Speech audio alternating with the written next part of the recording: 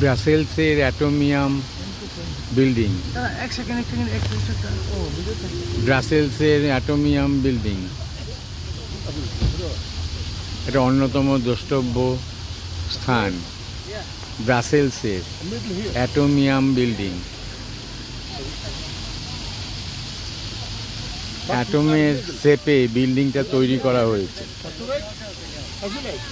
অ্যাটমের শেপে বিল্ডিংটা তৈরি করা হয়েছে। ব্রাসেলসের অ্যাটোমিয়াম বিল্ডিং।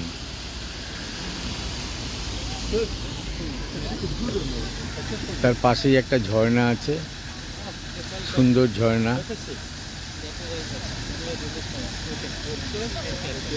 ব্রাসেলসের আমরা এসেছি।